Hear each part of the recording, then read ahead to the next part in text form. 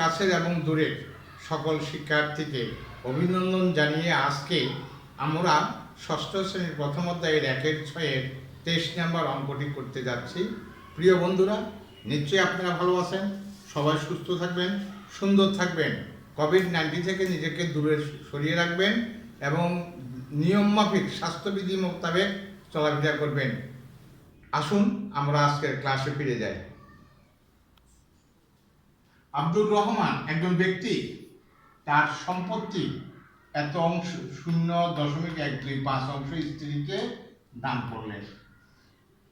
বাকি সম্পত্তির 0.50 অংশ পুত্রকে এবং 0.25 অংশ কন্যাকে দেওয়ার পর দেখলেন যে তার অবশিষ্ট সম্পত্তির মূল্য 3,15,000 টাকা। আব্দুর রহমানের মোট সম্পত্তির মূল্য কত? অর্থাৎ আব্দুর রহমানের যে সম্পত্তিটা ছিল সেটা আমরা দেখতেছি দুভাগে বিভক্ত। প্রথমে তার সম্পত্তির এত অংশ স্ত্রীকে দিয়েছে, এই এত অংশ দেওয়ার পর যে সম্পত্তিটা রয়ে গেছে সেই সম্পত্তিটাকে বলা হবে বাকি সম্পত্তি। এই বাকি সম্পত্তি থেকে পুত্রকে এতটুকু দিছে এবং কন্যাকে, পুত্রকে দিছে 0.50 অংশ এবং কন্যাকে দিছে 0.25 অংশ।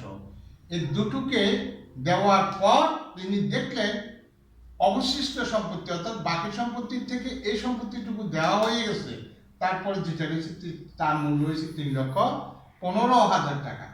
সম্পূর্ণ সম্পত্তির বা মোট সম্পত্তির মূল্য কত? আসুন আমরা সমাধানে যাই।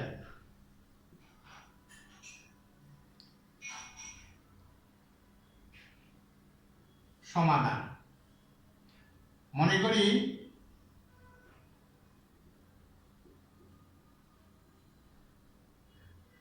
আব্দুর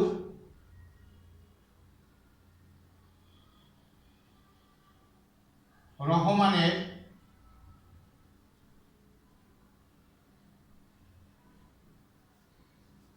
মোট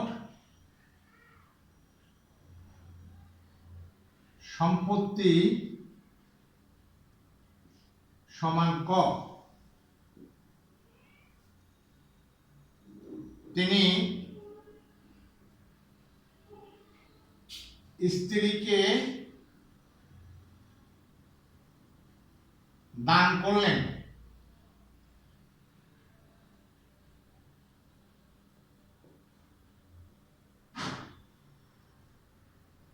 তার সম্পত্তির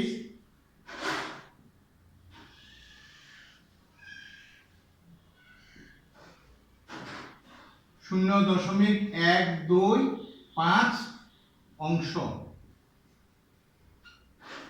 তার সম্পত্তিটা হচ্ছে ক গুণ দশমিকের জন্য 1 যত ঘর তত 0, 125 অংশ। লঘিষ্ঠ আকারে প্রকাশ করলে 125 1 আর এটা দিয়ে ভাগ করলে হবে 8 সমান 8 ভাগে ক অংশ।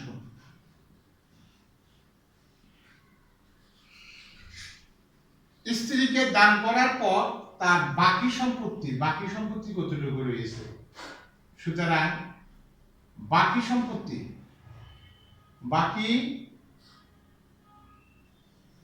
সম্পত্তি ক বিয়োগ দানকৃত স্ত্রীকে দানকৃত সম্পত্তি 8 ভাগের ক অংশ সমান 8 ক বিয়োগ ক অংশ 8 ভাগের 7 ক অংশ। এই বাকি সম্পত্তির মধ্যে সে কি করেছে? পুত্রকে দিয়েছে 0.5 অংশ এবং কন্যাকে দিয়েছে 0.25 অংশ। তাহলে আমরা চলে যেতে পারি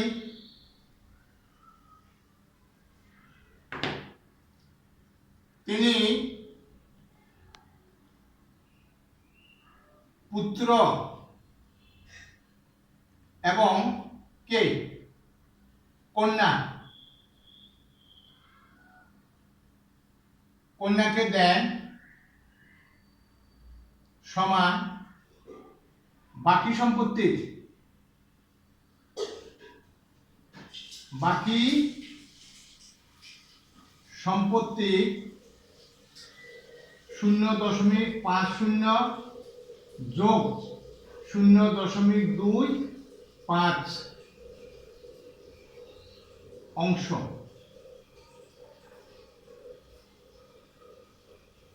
বাকি সম্পত্তি রয়েছে 8 ভাগের 7 ক এর 0.75 অংশ। 8 ভাগের 7 ক গুণ 100 ভাগের 75 অংশ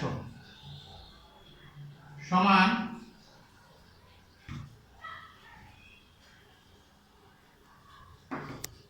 লঘিষ্ঠ করলে 3 25 75, 4 25 100, 4 32, 3 7 21 ক অংশ। এই অংশটুকু তার পুত্র এবং কন্যাকে দান করেছেন। অবশিষ্ট সম্পত্তি, অবশিষ্ট সম্পত্তি বাকি সম্পত্তি ছিল 8 ভাগের 7 ক,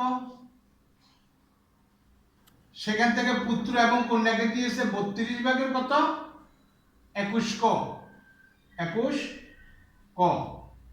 এই সম্পত্তির থেকে অর্থাৎ বাকি সম্পত্তির থেকে পুত্র এবং কন্যার সম্পত্তি বিয়োগ করলে বাকি সম্পত্তির থেকে এইটা হচ্ছে বাকি সম্পত্তি, পুত্র এবং কন্যার সম্পত্তি হচ্ছে 32 ভাগের 21 ক। এইটুকু বিয়োগ করলে যেটা থাকবে সেটা হচ্ছে অবশিষ্ট সম্পত্তি। 32 4 32, 4 7 কত 28 ক বিয়োগ 21 ক অংশ। 32 ভাগের 7 ক অংশ। এখন এই অবশিষ্ট, দেখো অবশিষ্ট সম্পত্তির মূল্য এত টাকা, তো অবশিষ্ট সম্পত্তি যদি 32 ভাগের 7 ক হয় তাহলে প্রশ্ন মতে 32 ভাগের 7 ক সমান 3,15,000, 3,15,000।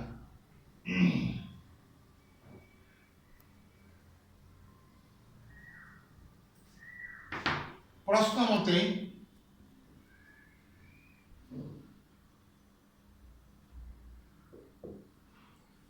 32 ভাগের 7 ক সমান 3,15,000 বা 7 ক। এই নিচে মনে মনে 1 ধরতে হবে। মনে মনে কত ধরতে হবে 1। অখণ্ড সংখ্যার হর 1 হয়। এই কন্যার গুণ হবে, এই কন্যার গুণ হবে, এটা গুণ, এটা গুণ হবে। কেমন 7 ক কে 7 ক 3,15,000 ইন্টু 32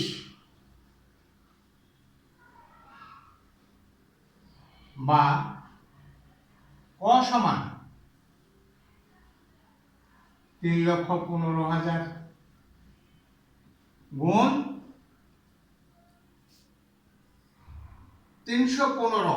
ওই শূন্যগুলো লাগবে না, 7 দিয়ে ভাগ করো, 4 7 28, 3 5, 5 7 কত 35। তাহলে 7 দিয়ে এটারে ভাগ করলে কত হবে 45,000। সুতরাং ক সমান 45 কে 32 দ্বারা গুণ, 5 দুগুণা 10, 4 দুগুণা 8 9, 3 + 15, 3 4 12 13, তাহলে 0 4 4 1 1440, 1440 শূন্য বসবে 3টা 1 2 3। সুতরাং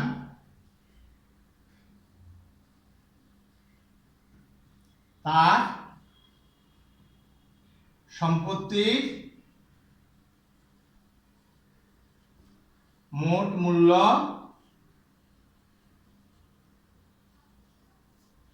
14,40,000 টাকা।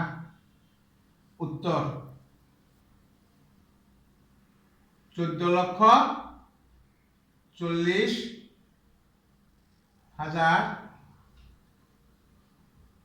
টাকা।